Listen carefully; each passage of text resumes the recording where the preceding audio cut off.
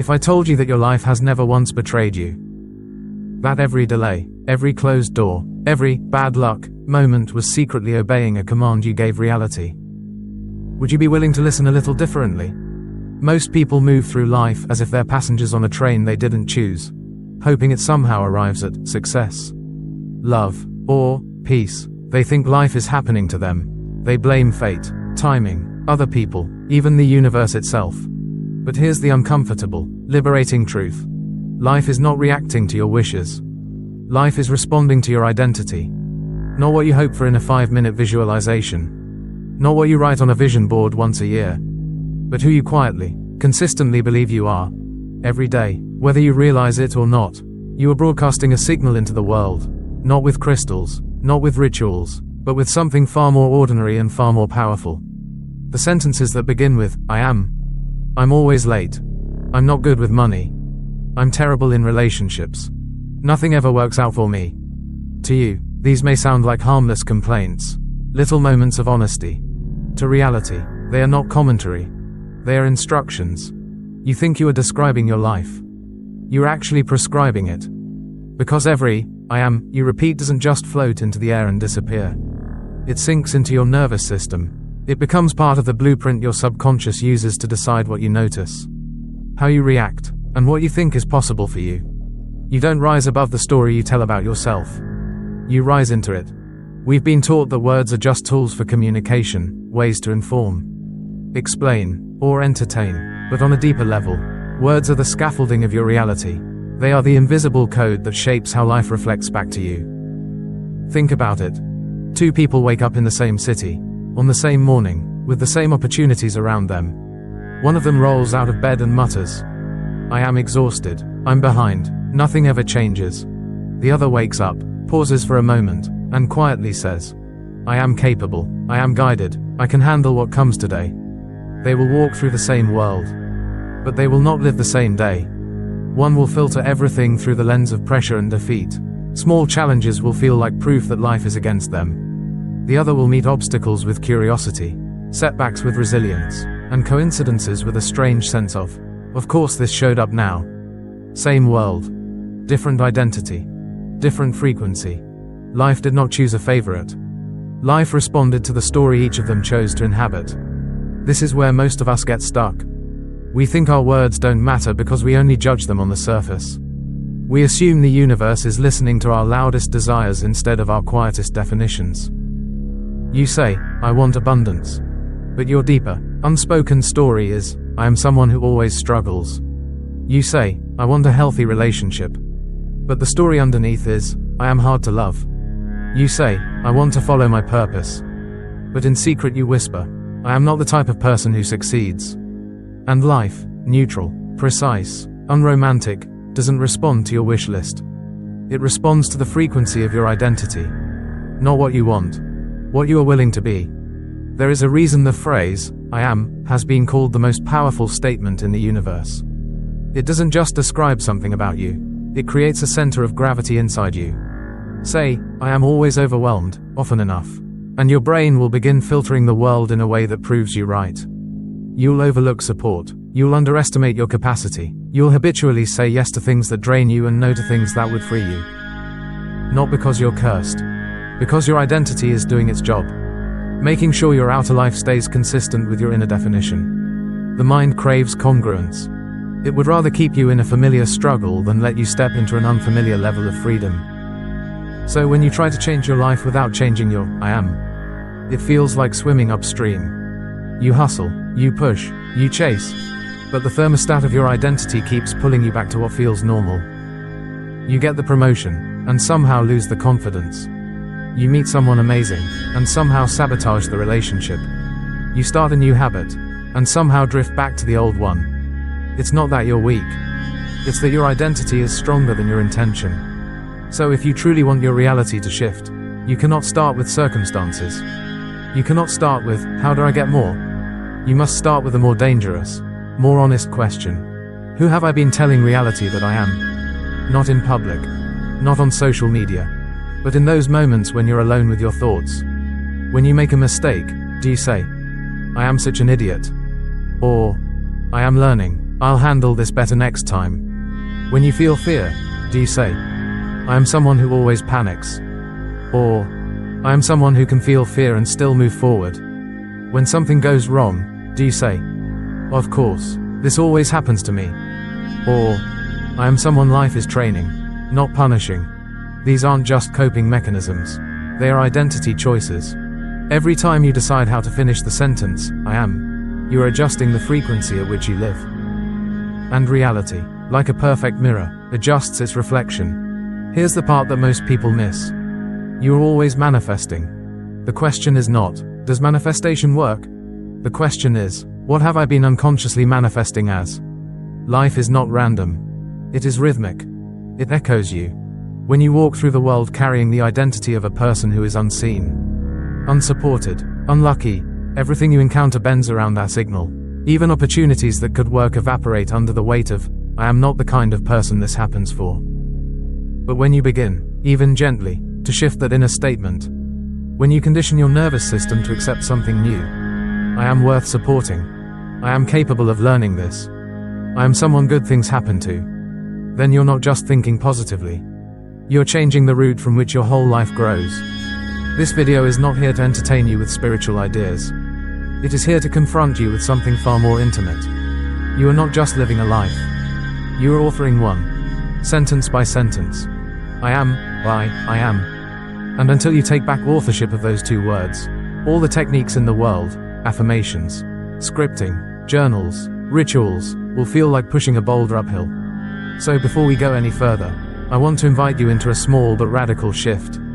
For the rest of this video, listen not as someone who is trying to become. Listen as someone who already is becoming.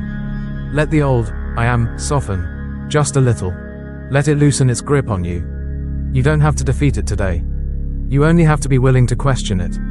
Because in the next part, we're going to go deeper into the mechanics of this. Why your nervous system keeps dragging you back to the same emotional identity.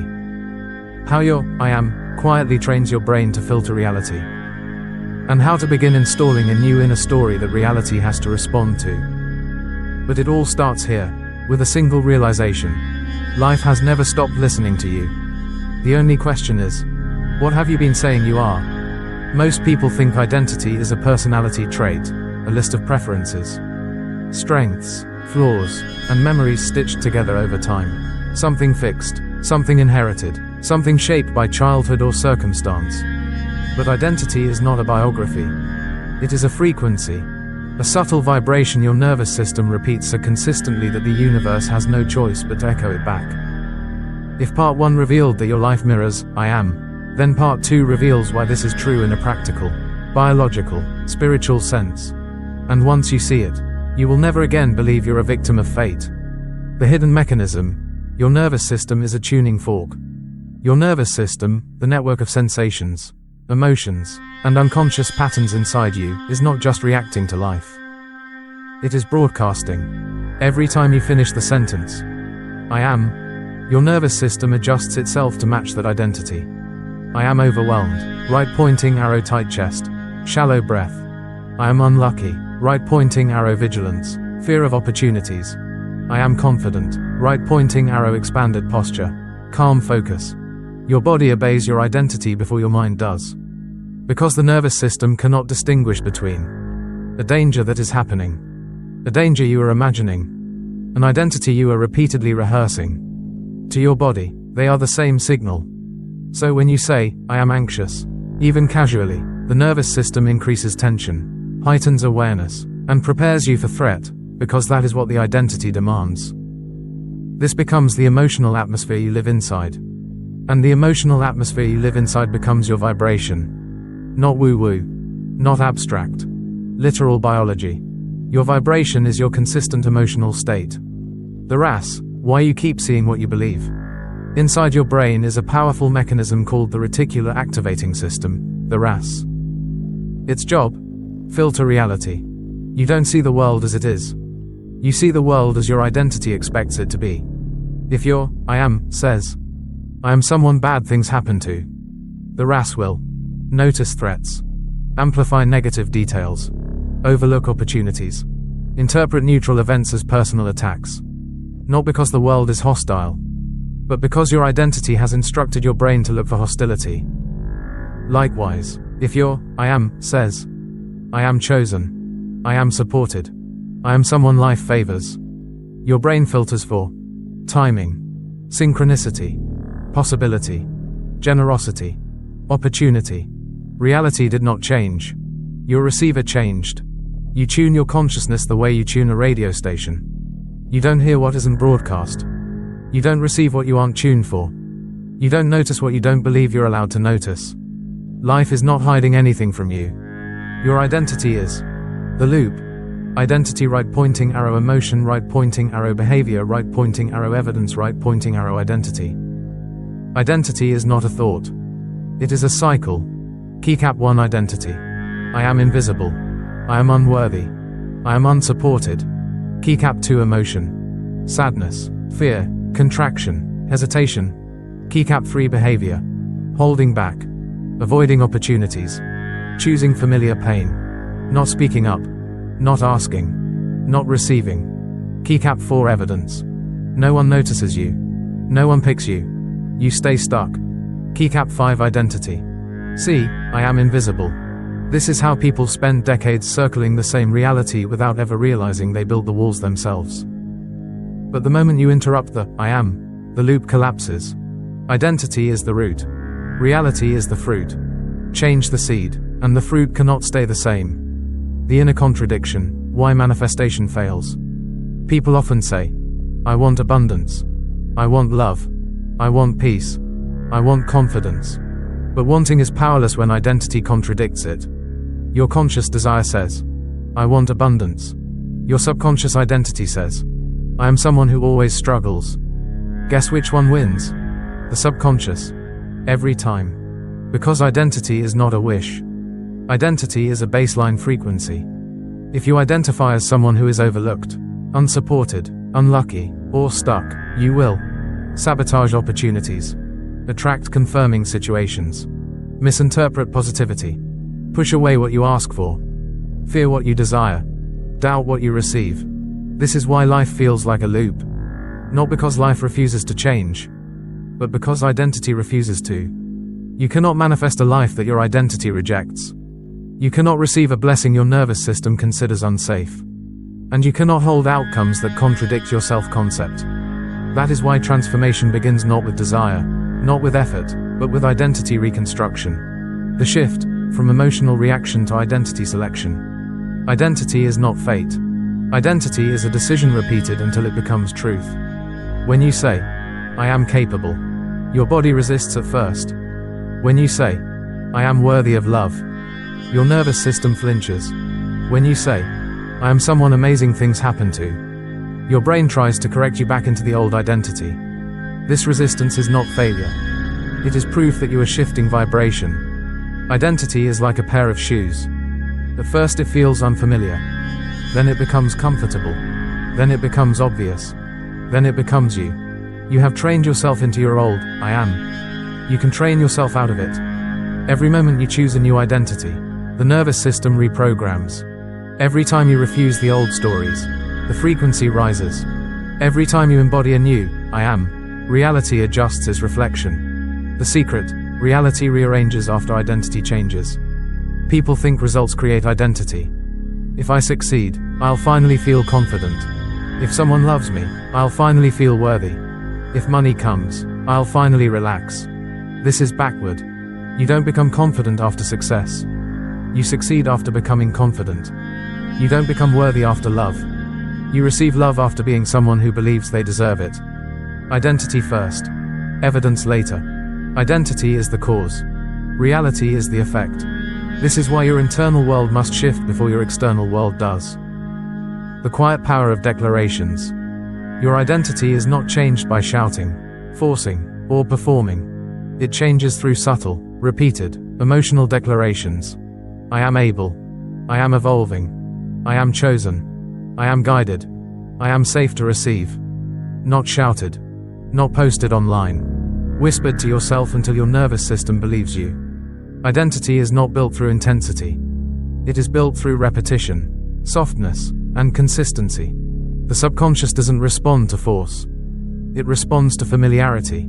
So when your new identity begins to feel familiar, the universe begins to feel familiar too. Opportunities that once scared you now feel natural. Blessings that once seemed impossible now feel logical. Success that once overwhelmed you now feels deserved. This is not magic. This is alignment. The transition, becoming the version of you your future needs. When you shift identity, something strange happens. You stop asking, "What do I want?" and start asking, "Who must I be for that desire to feel natural?" Your future stops feeling like a dream and starts feeling like a memory. You no longer wish for things. You assume them. You no longer chase outcomes. You embody the person who magnetizes them. The nervous system softens. The RAS refocuses. The world reorganizes around the new I am. Identity becomes frequency. Frequency becomes reality. Before we go deeper, let me ask you something that may feel uncomfortable. Are you living your life? Or are you living your memory? Most people think they are making choices. They're not. They are repeating patterns. They imagine a new future while standing in the identity of their past. And because of that, the future cannot enter. It has no doorway. Part 3 is about building that doorway. It's about assumption, the force more powerful than desire, stronger than effort, and infinitely more transformative than hope. Milky Way assumption, the universal law you're already using. You may not realize it, but you're assuming every second. You assume people won't respect you. You assume success is difficult. You assume love is risky. You assume life works against you. You assume your dreams are far away. These assumptions are not thoughts. They're states of being. Assumption is the emotional, default setting your consciousness keeps returning to. And it programs your entire reality. Neville Goddard once said, "Assumption, if sustained, hardens into fact. Not because of magic, but because your subconscious begins to behave, choose, notice, and resonate from that assumption until your outer world has no choice but to echo it." Assumption is the bridge between identity and manifestation. Cyclone the mistake. People live toward the future instead of from it. When people try to manifest, this is what they do. They look at their current reality. They look at their desire. They imagine a faraway future.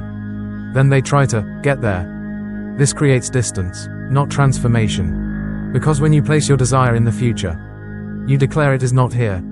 You reinforce the gap. You strengthen the identity of not yet. The subconscious hears one thing. This is not my reality. And so it remains, not your reality. The secret is not imagining toward the outcome. It is imagining from the outcome. You do not climb toward your future self. You step into your future self. Right now. In the present moment where identity is chosen. Seedling the shift, living from the end. To live from the end is to emotionally occupy the version of you who already has the result. Not pretending. Not forcing. But embodying. Ask yourself, how does the future me think? How does the future me breathe? How does the future me walk into a room? How does the future me make decisions? How does the future me talk to themselves? How does the future me respond to setbacks? Then, begin rehearsing that now.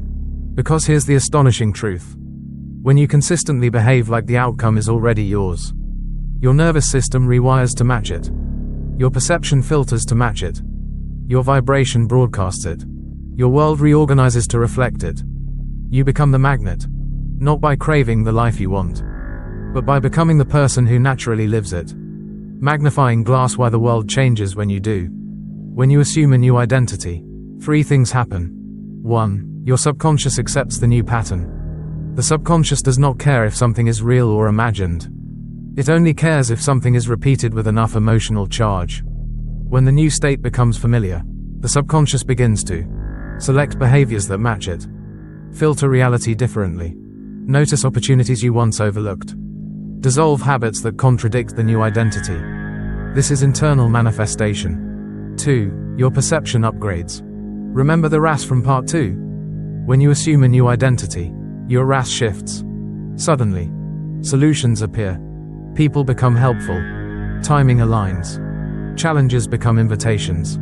The world feels different, because you are different. Not imagination. Neurology. 3. Reality reflects the new signal. This is where synchronicity happens. This is where timing becomes uncanny. This is where coincidence becomes too precise to ignore. You may say, what are the odds of this happening right now? Very high. When your vibration matches the reality you've assumed. Life is not responding randomly. Life is responding accurately. Sparkles the silent power of becoming. When you shift identity, you will notice a strange silence inside you. A calmness. A kind of inner knowing. Because the future no longer feels like something you chase. It feels like something unfolding. This is the moment people call alignment, flow, destiny, answered prayer, quantum shift, divine timing, manifestation. Different names. Same mechanics. When you become the version of you who already has it, life brings you the outer evidence. Prohibited the danger, breaking the assumption too soon. This is the part where most people fail. After imagining their future self, after choosing a new identity, after feeling the beginning of alignment, they immediately look for external proof. They check the bank account, check the messages, check the numbers, check the circumstances, and because nothing has changed yet, they abandon the assumption. But reality always lags behind consciousness. You don't plant a seed and dig it up the next morning. You don't sculpt an identity and demand instant evidence. The outer world updates after the inner structure stabilizes. Not before. The moment you doubt your new identity, you revert to the old one. And the universe mirrors whatever you return to. This is why discipline is required. Not discipline of action, but discipline of assumption. Man in lotus position the practice, how to stabilize a new identity. Here is the method used by mystics, psychologists, and manifestation teachers alike. Step 1, choose the state. I am someone life supports. I am someone opportunities chase. I am someone who receives with ease. Step 2, feel the state. Let your breath soften. Let the chest expand. Let the nervous system recognize safety. Step 3, act from the state. Not pretending. Responding as though it were already true. Ask, what would the fulfilled version of me do right now? Step 4, return to the state. Every time doubt whispers, return. Every time fear rises, return. Every time the world tests you, return. Identity is built through repetition, not intensity. Shooting star the result. When you become the one who already has it, you stop needing proof. Because you are the proof. You stop chasing. Because life begins closing the distance. You stop forcing. Because opportunities begin moving toward you. You stop trying to manifest. Because manifestation becomes your natural state. There is no struggle in becoming. Only in resisting who you are becoming. And when you embody the end, not tomorrow, not someday, but now, everything that matches that identity must appear. It is law, not luck, not chance, not accident. Identity is destiny.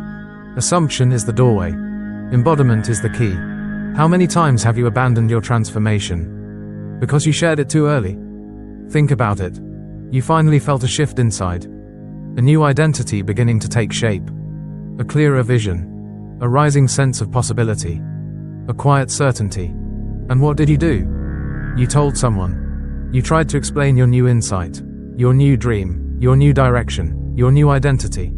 Hoping they would understand, hoping they would cheer for you, hoping they would validate what you just discovered inside yourself. But instead, they questioned it. They doubted it. They gave you advice rooted in their limits. They reminded you of your past. They projected their fears. They tried to keep you grounded. And slowly, the fire dimmed. Not because your dream was weak, but because it was young. This part is about understanding the silent phase. The sacred period where your new identity must be protected like a seed beneath the soil. Seedling the law of gestation, every transformation needs darkness. Every seed requires darkness before it touches the sun. Every pregnancy requires secrecy before the child is born. Every metamorphosis happens inside a cocoon.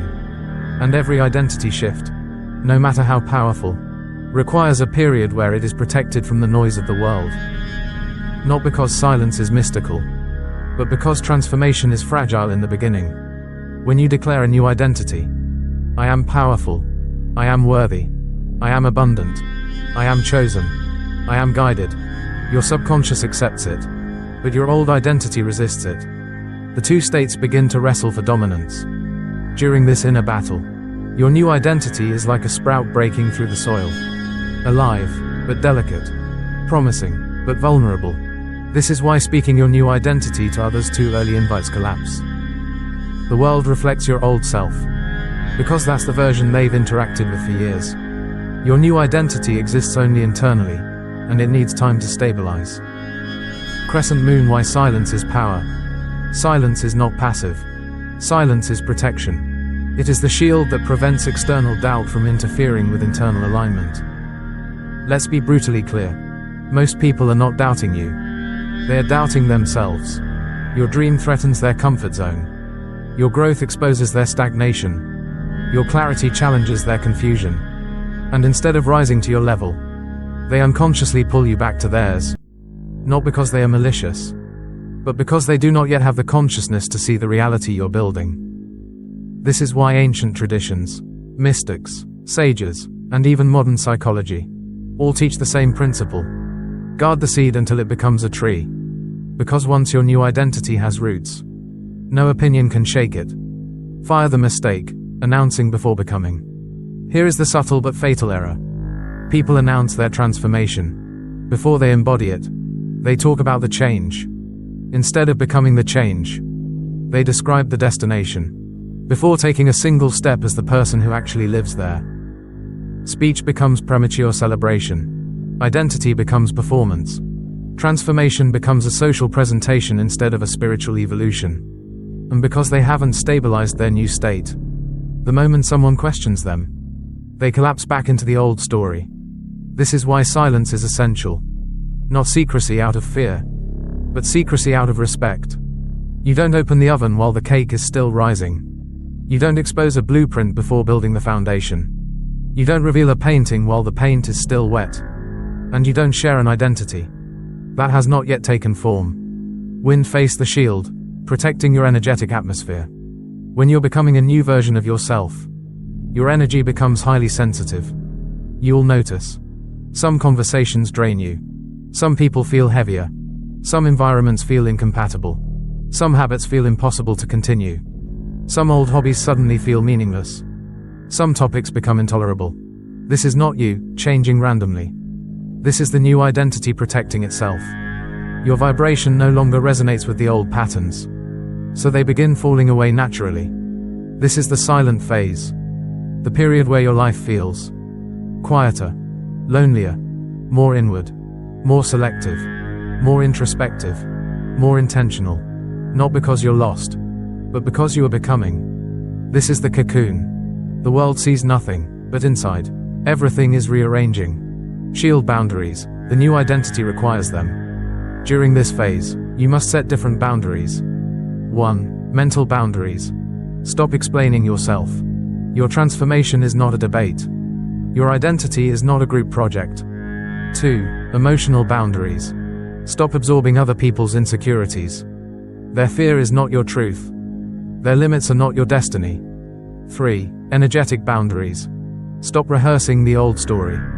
You cannot embody a new reality while repeating the vibration of the old one. 4. Social boundaries. Stop seeking approval. Approval dilutes power. Validation weakens alignment. External reassurance interrupts the becoming process. You are not creating this identity for applause. You are creating it because it is who you truly are. Sunrise the signs you are in the silent phase. You'll know you're in this sacred stage when you feel the need to pull away. You crave solitude more than attention. You sense old cycles ending. You're uninterested in old conversations. You stop trying to convince anyone of anything. You feel yourself observing life from a distance. You start choosing peace over noise. Your intuition becomes louder than external voices. This silence is not emptiness. It is alignment. What you feel is not isolation. It is incubation. This is where the identity matures. This is where your frequency stabilizes. This is where the future begins forming around you. Quietly, invisibly, powerfully. Glowing star the breakthrough, when silence turns into evidence. There comes a moment, a quiet, unmistakable moment, when the shift completes. You no longer try to believe. You simply know. You no longer repeat affirmations. You embody them. You no longer imagine the future. You live from it. You no longer need signs. You are the sign. This is when the silent phase ends. And the world finally sees what you have known all along. Your results begin showing. Your opportunities begin expanding. Your relationships begin aligning. Your life begins reflecting the identity you protected in darkness. People will say, "When did this happen? You changed so much. You came out of nowhere. You're different." And you all smile. Because you know the truth. It happened the moment you stopped talking and started becoming. Take a breath. You've traveled far. You have awakened. You have declared. You have imagined. You have assumed. You have protected your becoming. Now, we enter the final stage. Identity solidification. This is where everything shifts. This is where you stop becoming your new self and finally become your new self. This is where life no longer feels like something you chase, but something that orbits around you because of who you have become internally. Let us begin. Sun face the moment you become the one WHO already is.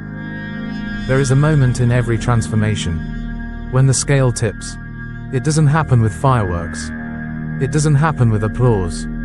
It doesn't happen when something dramatic occurs. It happens quietly. So quietly that most people don't notice it. But you will. Because it feels like this. The old identity no longer tempts you. The old habits no longer feel natural. The old fears feel distant. Almost foreign. The old version of you feels like a story you read, not a life you lived. The new self feels normal. The new identity feels inevitable. This is the moment you step into energetic adulthood. You are no longer surviving your past. You are authoring your present. You are magnetizing your future. You are being the person your destiny always required you to be. Fire the gravity of identity. Once identity solidifies, something miraculous happens. Life begins reorganizing itself around you. People say, "You're so lucky. How do opportunities just find you? You always seem to be in the right place at the right time." But it isn't luck. It's gravity. Your new identity emits a frequency strong enough that the outer world begins to rearrange itself to match your inner structure. You become unavoidable to the reality that belongs to you. The things you used to reach for begin reaching for you. The things you used to pray for begin looking for you. The things you used to chase begin accelerating toward you. You are no longer pulling reality. You are pulling reality into resonance. This is the secret masters have spoken for thousands of years. You don't receive what you desire. You receive what your identity makes unavoidable. Globe the identity field, your new atmosphere of creation. By this stage, you are no longer affirming. You are no longer hoping. You are no longer forcing. You are no longer convincing yourself. You are radiating. Your being becomes coherent, steady, grounded, magnetic, clear, certain. Your inner world becomes a stable frequency, through which the outer world responds with precision. This is the identity field, a field where your intuition becomes sharper, your timing becomes uncanny, your opportunities multiply, your confidence feels effortless, your decisions feel guided, your clarity no longer wavers, your energy becomes unmistakable. People feel it when you walk into a room. You don't have to say a word. Why? Because identity speaks louder than language.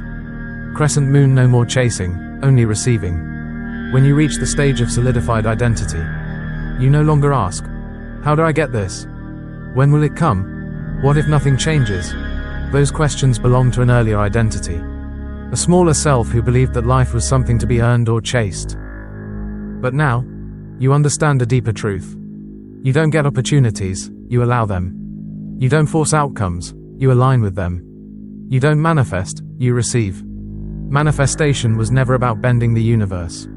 It was about becoming someone who naturally attracts the life they were destined to live. The universe doesn't respond to your effort. It responds to your essence. And when your essence changes, your experience changes automatically. Compass how to live as the new identity, the 5 rules. Your transformation becomes permanent when you begin living as the new identity. Here are the 5 rules. 1. Speak only from the identity you've claimed. No more weakening words. No more self-deprecating jokes. No more, "I hope I can." No more, "maybe someday." Speak only from the version of you who already is. 2. Move only in the direction of expansion. If something contracts your energy, it does not belong in your new life. Expansion is your compass now. 3. Choose environments that reflect your becoming. A new identity cannot thrive in an atmosphere built for the old one. Your environment must evolve as you evolve. 4. Trust the invisible before the visible arrives. Reality responds slowly at first, then all at once. Your job is not to check for evidence. Your job is to hold the frequency. 5. Never return to a story you've outgrown. Even if it feels familiar. Even if it feels easier. Even if it feels tempting. Comfort is the enemy of becoming. Once you expand, you do not shrink back. Sunrise, the final shift, becoming someone life cannot ignore. When identity solidifies, you stop trying to change your life, because you realize life changes automatically when you are no longer the person who lived the old version of it. Your new identity carries a different energy, posture, expectation, resonance, emotional baseline, internal dialogue, magnetic field. Your presence becomes a declaration. Your energy becomes your message. Your state of being becomes your prayer. And life cannot ignore you anymore. Because you have become the frequency that reality listens to. Glowing star, the closing truth. Your transformation was never about becoming someone new. It was about remembering someone ancient within you. The self that existed before fear, before limitation, before doubt, before conditioning. The self who always knew, "I am meant for more." Now you have returned. Now you are ready. Now your identity is aligned with your destiny. And from this moment forward, life will meet you exactly at the level of who you have become. Not a moment sooner. Not a moment later. Not a detail missing. You have stepped into a frequency where everything that belongs to you can finally find you. Welcome to your new reality. Welcome to the identity where life comes to you effortlessly. You are no longer chasing. You are becoming. You are resonating. You are receiving. You are home.